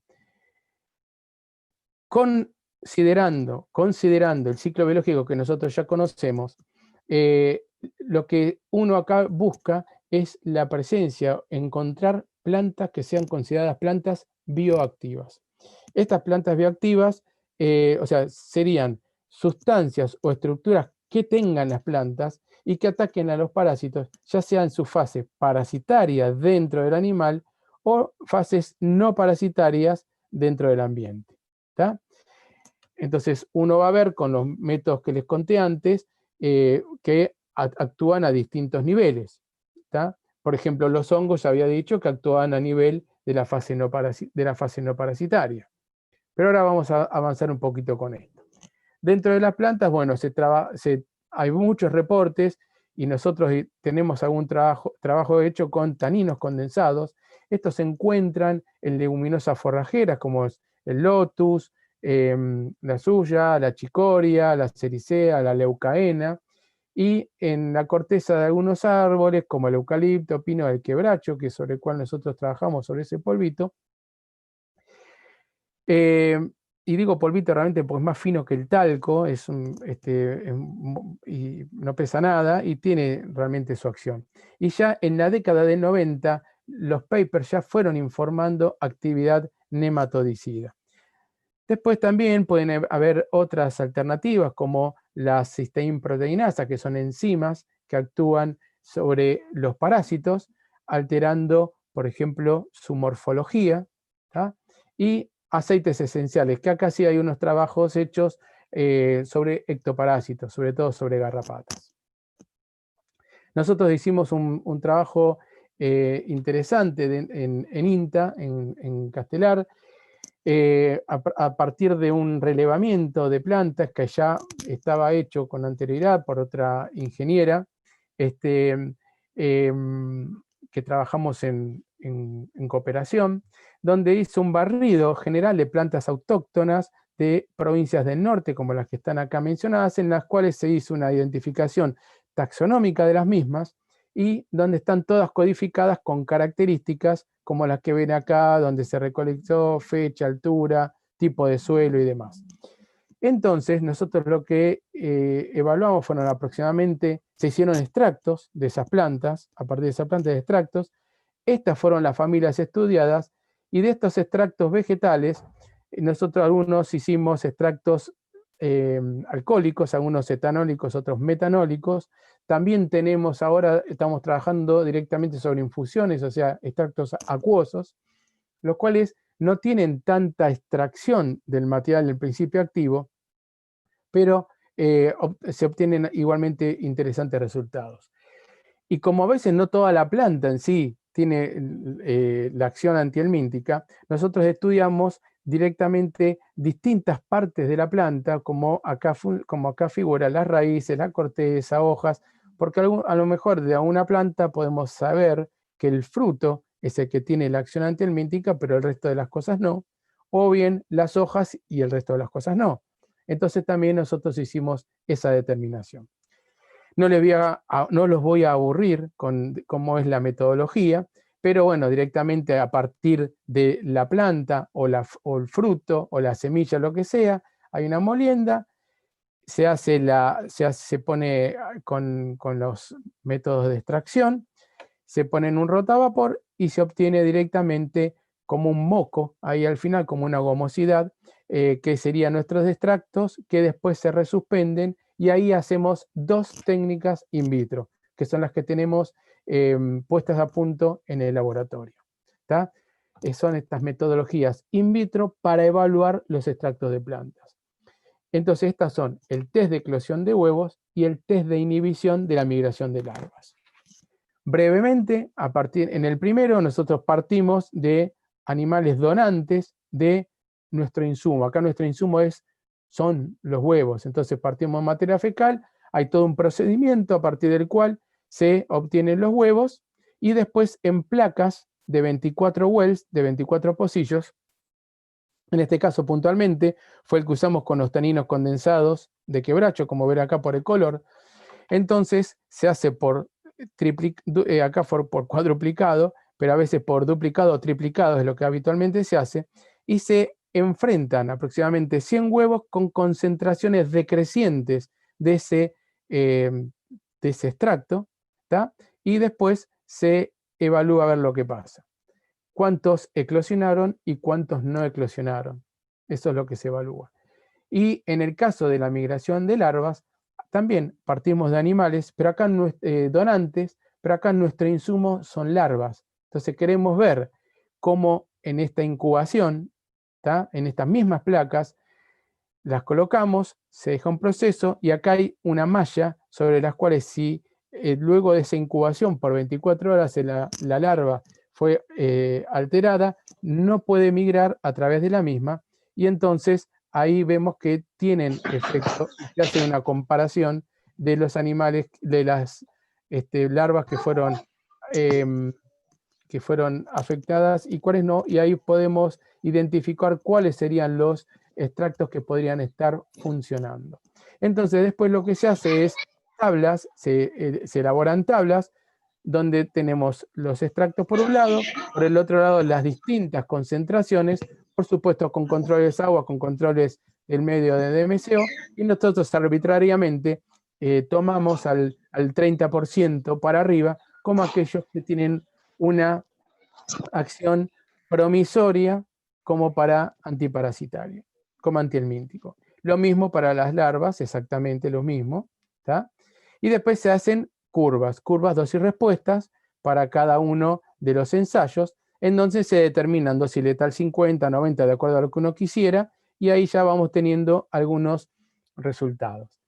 ¿Qué es lo que queremos buscar con esto? Bueno, buscar alternativas, por ejemplo, extractos, parte de la planta, que puedan ser suministrados a los animales con el alimento o involucrado en el alimento, en el peleteado, siempre y cuando los animales tengan un encierro durante el día, o bien esto que ven acá, que sería una automedicación. Cuando sabemos, por ejemplo, que los animales consumen una leguminosa, bueno, uno los pone a pastorear en ese lugar, y sabemos que están ingiriendo, por ejemplo, taninos, porque nosotros ya identificamos que tienen alguna función antiparasitaria.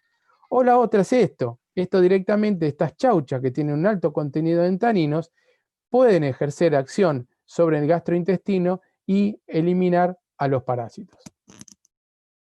Particularmente taninos, hay 2 tipos de taninos, están los hidrolizables y los condensados.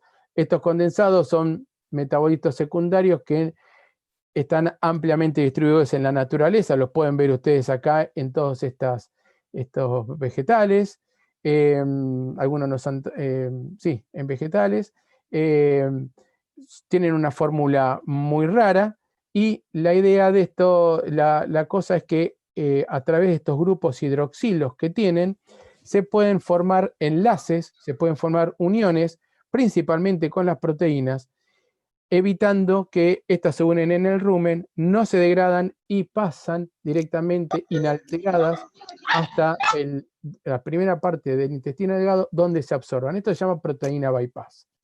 Entonces, si nosotros queremos averiguar cómo es que actúan estos taninos condensados, porque seguramente ustedes se estarán preguntando, es, alguno de ustedes tal vez, es a través de métodos directos e indirectos. El indirecto es aumentando la proteína, mejora el estado inmunitario del animal. Eso es una forma indirecta. Y la forma directa que nosotros sí pudimos observar y fotografiar es reaccionando, por ejemplo, estos serían nematodos adultos, obtenidos a través de la necropsia, obviamente, donde reaccionan con las proteínas, ¿tá?, que tienen en su cutícula, la alteran, acá produce una especie de deflecado de las mismas, también hay una expulsión, hay un desprendimiento de la cutícula, hay un depósito de esos taninos alrededor del flap vulvar. Este es un flap vulvar de una hembra de Moncus. Eso sería dentro del animal. Y por fuera del animal, en la materia fecal, también actúan.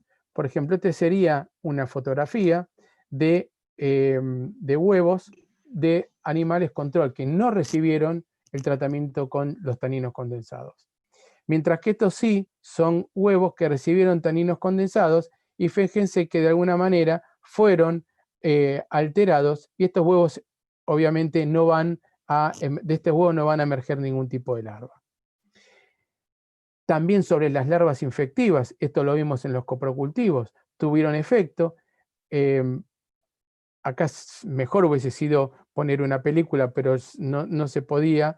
Entonces, estos serían, por eso comparto fotos simplemente acá. Esto sería una larva de un coprocultivo que no tenía taninos condensados, en las cuales la larva estaba perfecta y se movía, y acá están duras, están tiesas, están directamente muertas. De manera que los taninos condensados disminuirían la contaminación y por ende la infectividad de las pasturas, haría disminuir la aplicación de antihelmínticos, haría espaciar también el intervalo de la aplicación de estas drogas. El segundo son los sistemas silvopastoriles.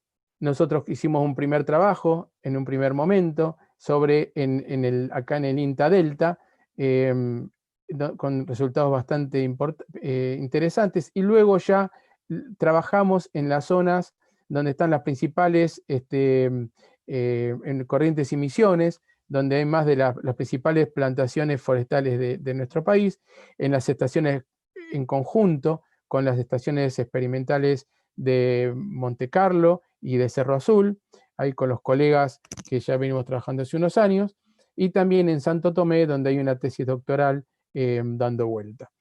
Y aquí lo que nosotros evaluamos en estos lugares son dos cosas. Por un lado, comparamos qué pasa en un sistema silvopastoril con respecto a lo que pasa en un sistema a cielo abierto, sistema pastoril, midiendo parámetros productivos, ganancia de peso mensualmente, y parámetros parasitarios. Se midió HPG y se midió coprocultivo.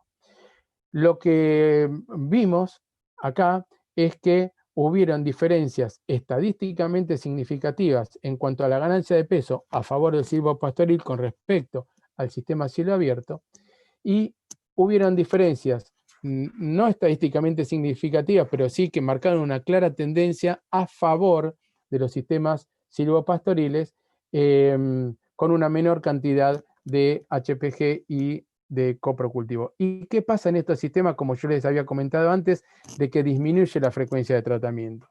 Fíjense la buena cantidad de pasto y el estado de los animales. Aquí es una foto de una de las bostas que ocurre en estos sistemas, y acá, no sé si se llega a ver en color negro, tenemos una fauna edáfica, son coleópteros, coprófagos, son escarabajos que consumen materia fecal y están dando vueltas por ahí por estos que no están en los otros sistemas, y que descomponen a la materia fecal mucho más rápidamente que nosotros.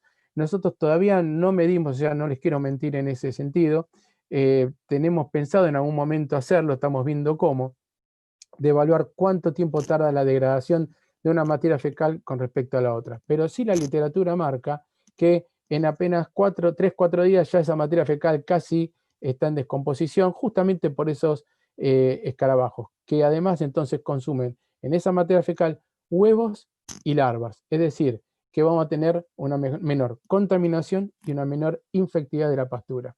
Y esto va de la mano y ayuda a esto de lo que dice en el título, que es disminuir la frecuencia de los tratamientos. Esto es simplemente compartir algunas fotografías con ustedes de algunos sistemas en Cerro Azul y de algunas fotografías acá en Monte Carlo. Son lugares realmente muy lindos. Y finalmente,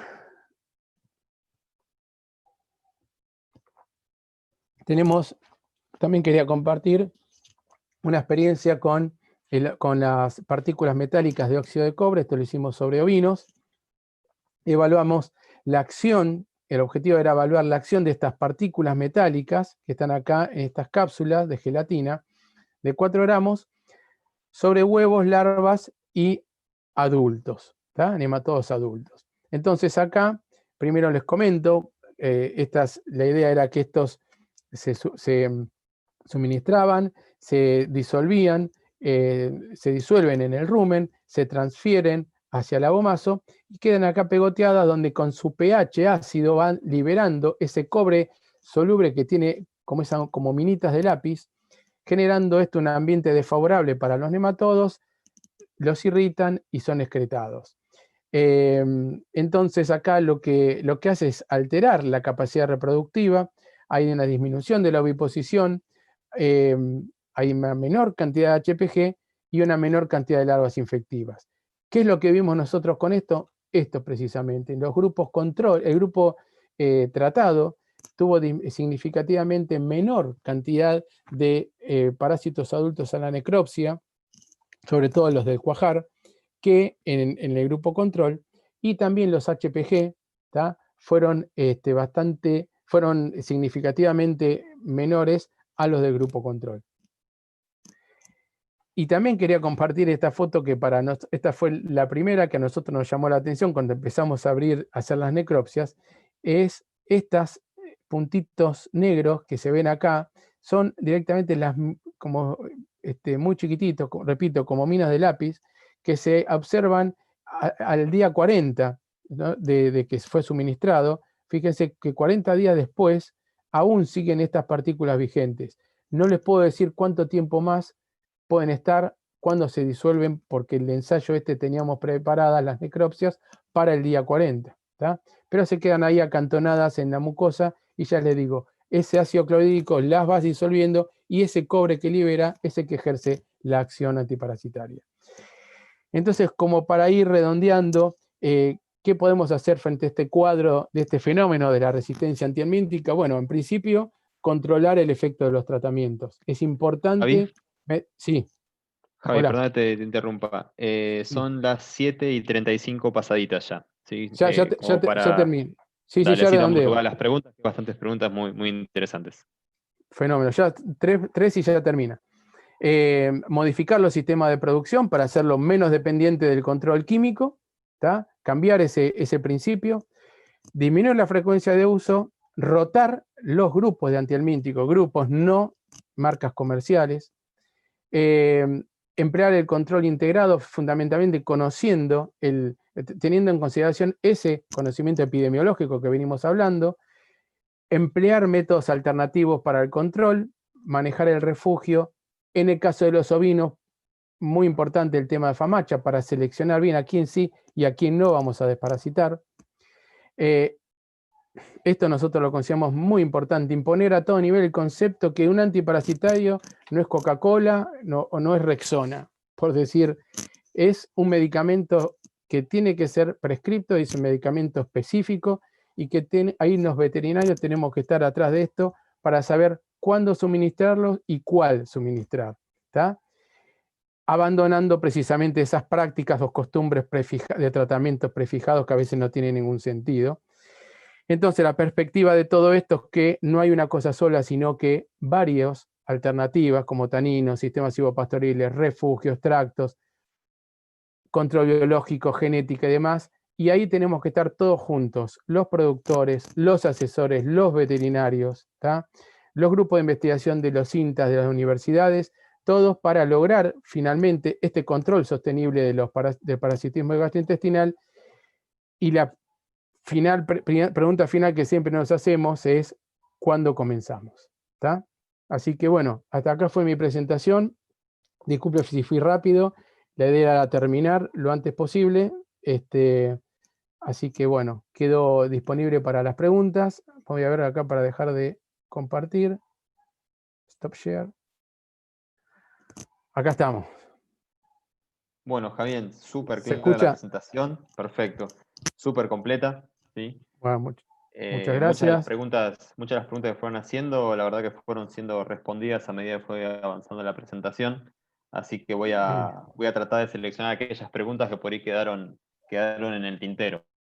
Perfecto. Primer pregunta, cuando decís doble dosis de ricobendazol, ¿el mismo momento es dar el doble del volumen que dicen? La doble dosis es del benzimidazol oral. De ricobendazol.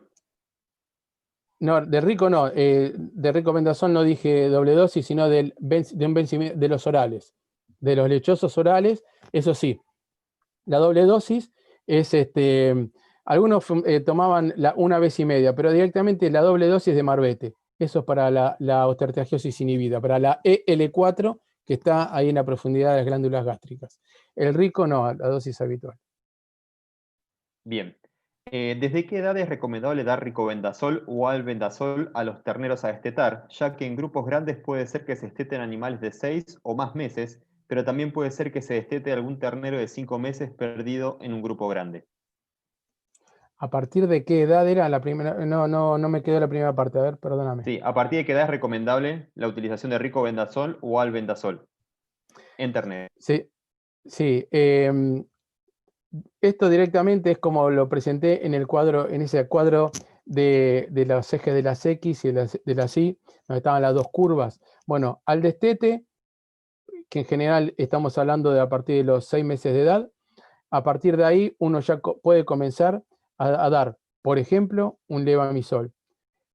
O los benzimidazoles de acuerdo a lo que tu test de reducción de conteo de huevos, o sea, probar qué es la droga que te sirve. En función de eso, a partir de ahí, sí se puede comenzar a utilizar. Y después, en esa recría, tenemos que utilizar el monitoreo. El monitoreo cada 30 días, 45 días, y en función a lo que vos te dio de que funciona, ahí vamos a ir viendo qué es lo que sí le damos y qué es lo que realmente no, porque no tiene ningún sentido. Bárbaro. Otra pregunta. Con los parásitos que levantan los terneros durante la lactancia, cuando empiezan a probar los pastos imitando a sus madres, si ya levantan inmunidad suficiente para el resto de su vida. En bovinos, si estamos hablando de bovinos, comienza, eso sí, seguramente comienza a desarrollar algún tipo de inmunidad local, pero son susceptibles totalmente en este primer año de vida. Son susceptibles a pesar de que ya empiecen a levantar parásitos. Eso puede ayudar, ya te digo, de alguna manera a generar algún tipo de respuesta, pero la inmunidad realmente sólida es a partir de los 18 meses, comenzando a ser un poquito más importante a partir del año. Por eso, si viste, ahí cuando yo puse en la curva, que hay una disminución, empieza a disminuir la oviposición. Y ahí está directamente relacionado a efecto inmunidad, es decir, esa inmunidad que hace que disminuyan los parásitos. Y que las larvas que levante tampoco tengan un periodo de prepatencia más largos y demás, ¿no? Bien. Con respecto al levamisol, ¿qué márgenes cree el orador que son seguros para usar en lo que respecta al levamisol en rango de kilos en lotes grandes de terneros? Dosis de Marbete. Sé que es tóxico. Dosis de Marbete directamente. Tratar de no pasarse mucho. Es buena la pregunta. Por ejemplo, también es complicado en cabras. Te voy a dar un ejemplo en cabras, ¿no? A veces uno se considera la cabra como una oveja, entonces se da la misma dosis que una oveja, pero en realidad hay que darla una vez y media más, pero no hay que pasarse más allá porque es realmente tóxico. Aquí también puede haber un cierto grado de toxicidad. No hay que pasarse una vez y media, pero también te miento si te digo un valor exacto. ¿Tá? Bien. También, dentro de la misma pregunta, ¿qué manejo recomienda hacer para saber qué dosis darle a los terneros? Si basta separar a ojo terneros grandes, medianos y chicos y darle una dosis aproximada según a qué grupo pertenece cada animal. ¿O qué haría cuando tiene un lote muy grande de 400 o 600 terneros? Sí, si son lotes parejos es fácil. Si son lotes muy desparejos, los separaría y los agruparía. Si tengo balanza, obviamente me es más fácil, y si no, desparasitaría en función al más pesado. ¿Tá? Pero si tengo lotes muy disímiles entre sí, sí lo que haría es hacer agruparlos entre ellos mismos, como para ese factor que hace ruido, disminuirlo. No sé si respondí. Sí, perfecto. Con respecto a la rotación de antiparasitarios que se recomienda, ¿es durante el año y entre un año y otro? Sí, muy buena pregunta. Es durante el año, obviamente. La otra pregunta, ¿cómo me podés hacer? Es cada cuánto tiempo hacemos un test de reducción. Bueno, realmente un test de reducción idealmente sería una vez por año porque el escenario me puede cambiar. Pero si no, lo haría el mismo esquema. Supongamos que en el mejor de los escenarios tengo que me funcionan todas las drogas. Bueno, haría este esquema todos los años, ¿tá? Y de la misma manera. El porqué del levamisol sabemos, porque me está funcionando y no tenemos resistencia. El porqué de la lactona macrocíclica y el benzimidazol al fin de año, segunda quincena de noviembre por ahí, es porque tiene acción sobre el ARBAS4, y en el medio, de acuerdo a lo que tenga. ¿Por qué la lactona macrocíclica al entrar al invierno? Y bueno, por ectoparásitos. O sea, todo tiene un porqué. Y sí, el concepto sería tratar de mantener ese esquema mientras se pueda. Bien. Acá Marcelo pregunta, ¿encierre post-tratamiento? ¿Cómo, perdón? Pregunta si haría o recomienda un encierre post-tratamiento. Sí, se podría hacer, si tienen potrero de descarga, hacer encierres como para dejar eso ahí y directamente y después pasarlos a la pastura. Se podría hacer eso. Bien. ¿Existe alguna diferencia en los tratamientos antiparasitarios de los caprinos o hay que tomar otras precauciones? Bueno, recién dije algo de los caprinos, ¿no? Que en general los caprinos lo toman.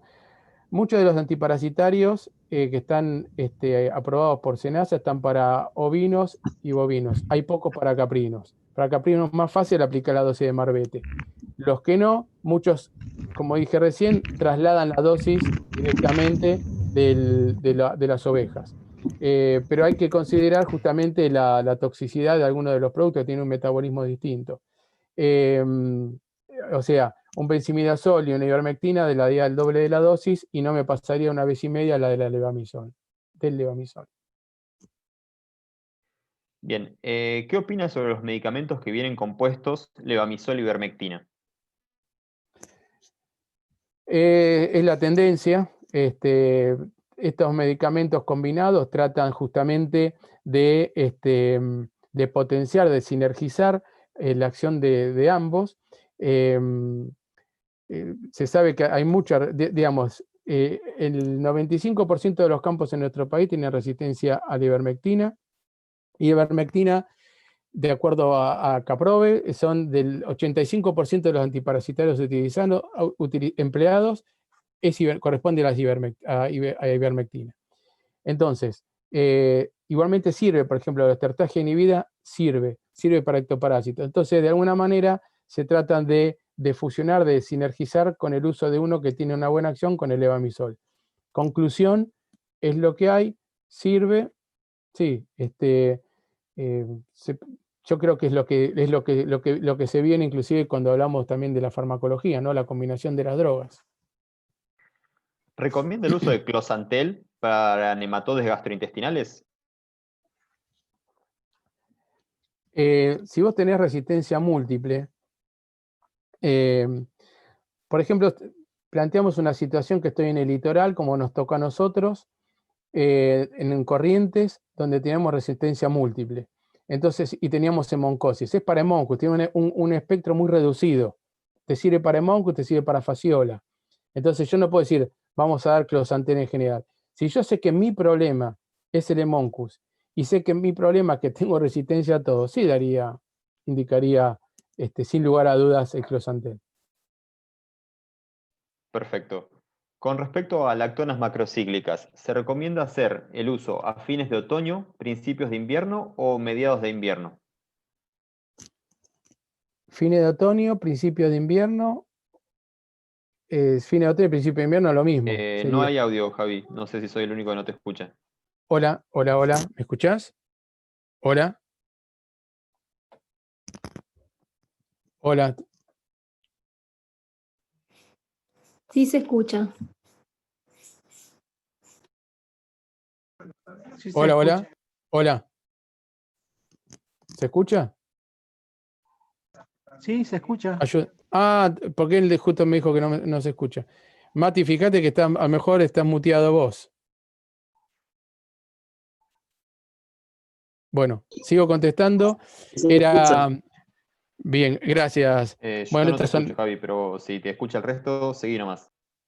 Sí, bueno, la pregunta era en qué momento aplicaba, creo que las lactonas macrocíclicas. Sería idealmente de servirme, de tener sensibilidad a ese principio, lo utilizaría a fin de otoño, principio del invierno, para cubrirme también del tema de la sarna y de los piojos.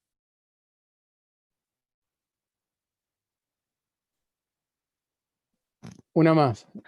Hay algunas preguntas más. Las sigo leyendo cuando cortes de hablar, pues no te escucho. Sí, No sí, sé por no, qué por me eso pasó a mi computadora, pero dejé de escucharte. eh, Yo las voy leyendo y yo te cuando veo que escucho. paras de hablar, te leo la próxima. Dale, es que no hay forma de. Dale, decí. Con respecto al esquema de pastoreo racional intensivo, en donde se manejan altas cargas animales, Es que, ¿cuánto tiempo de descanso de la pastura recomienda para bajar la carga parasitaria? repetime de nuevo, a ver. Otra vez. En esquemas de pastoreo racional intensivo, en donde Sí. se manejan altas cargas animales, ¿cuánto tiempo de descanso de la pastura recomienda para bajar la carga parasitaria? Qué pregunta, ¿no? En realidad, no sé si te referís al pastoreo boazán o al pastoreo intensivo así a través del mismo establecimiento, no siendo boazán. El boazán para mí es una de las que ni bien termine la pandemia, es uno de los ensayos que quiero hacer para realmente sacarme algunas dudas con respecto a eso. Si es el otro tipo de pastoreo, va a depender del tipo de lugar en donde esté. En pampa húmeda, acá tenemos una situación en que las larvas me pueden durar hasta 4 meses, 5 meses, tranquilamente, 6 meses también. Nosotros hicimos un estudio de bioecología de larvas en pastura de Hemoncus, allá por el año 91, creo que ese es el único que hay, y en donde las larvas que poníamos en materia fecal en abril, las seguíamos recuperando hasta en diciembre. Es decir, que el oversummering, el overwintering y el oversummering se la bancó, hablando en criollo, bastante bien. O sea, las temperaturas para estas latitudes. Ahora, si estamos hablando en zonas más tropicales, más en el norte del país, yo, por lo que uno lee y por lo que se pudo ver, hasta 3 meses pueden durar, más de eso no, porque la acción directa de los rayos del sol más la sequedad hacen que las larvas disminuyan significativamente. Y acuérdense que estamos hablando en biología donde 1 más 1 no es 2 y acá el 0 no existe, o sea, nunca la va a poner en 0. Ojo, si dejas un campo 1 año y pico, ahí sí, pero estamos hablando de este tipo de pastoreo, ¿no? Cada 2 meses más tarde tengo que aplicar de nuevo. Ahí Mati. recuperé el audio. Recuperé el Buenísimo. audio. Bien, bien, genial, genial.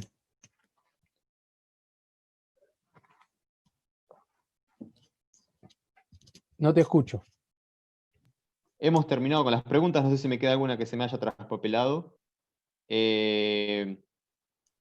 Bueno, felicitaciones, que ha sido muy buena la charla, donde se ha aprendido mucho. Bueno, muchas gracias. Y una reflexión con respecto a la utilización de estas técnicas de evaluación de antiparasitarios en fasciola hepática, que sería muy, muy bueno. Sí, no tengo experiencia, nosotros no estamos haciendo con fasciola hepática, pero sí se hacen, tienen otros periodos, tienen otros tiempos para ser evaluadas. Yo fuertemente te recomiendo, no sé quién fue, contactarte con una colega, amiga y excelente profesional como es la doctora Marcela La Rosa, que está en el INTA Bariloche, y ahí sí te puede dar y te puede orientar en cuanto a de qué manera podés hacer los tratamientos y demás. Pero sí, hijo, también son adaptables a esos parásitos también. Yo les agradezco, no sé, perdón, si hay alguna... Es que ya hay algunas cositas más, pero ya estamos con el tiempo justo, a las 8 se nos Por termina la eso, sesión, así sí. que damos un cierre. Está bien, bueno, yo la verdad que les agradezco mucho. Disculpen, sé que el tiempo empezamos un poquitito más tarde y le tuvimos que meter pata. Es un tema muy largo, muy lindo. Hay cosas que a lo mejor las dije así rápidamente, justamente por eso. Pero bueno, yo quedo a disposición de todos ustedes. Ahí yo en mi presentación quedó mi correo. Igualmente ustedes tienen la información que Cecilia le fue ofreciendo a través de los trabajos, y lo que necesiten y yo les puedo ayudar desde INTA Castelar, cuenten conmigo. Buenísimo, Javier. Le damos la palabra a Cecilia, si quiere ¿Sí? hacer un pequeño cierre. Bueno, muchísimas gracias, Javier. La verdad que interesantísima tu charla, cada vez más enriquecedora. Desde el año pasado hemos sumado muchos participantes y muchos conocimientos, y la incorporación también de Matías. Muchas gracias, Matías. No, por Y a favor, todos gracias por por la invitación. seguir. No, la verdad es que muy, muy bueno. Todo el equipo de Salud Animal desde Castelar nos ha ayudado mucho en este año con los diferentes temas que hemos estado trabajando, y esperamos repetir el ciclo con actualizaciones el año que viene y nuevos temas. A los participantes, muchísimas gracias por colaborar con nosotros en las capacitaciones que empezamos a organizar exactamente con Salud Animal hace un año, en capacitación a distancia. Vamos a continuar. Y bueno, nada más nos resta decir que la semana que viene va a ser la evaluación, como siempre. Estudien, El martes la ponemos a disposición. También ponemos el link de la videoconferencia para que la puedan escuchar todos aquellos, bueno, ustedes, para refrescar todo lo que hemos charlado, o quienes no han podido tener una buena conexión. Así que bueno, muchas gracias a todos y a todas. Bueno, muchas gracias nuevamente, y también Cecilia, nuevamente gracias.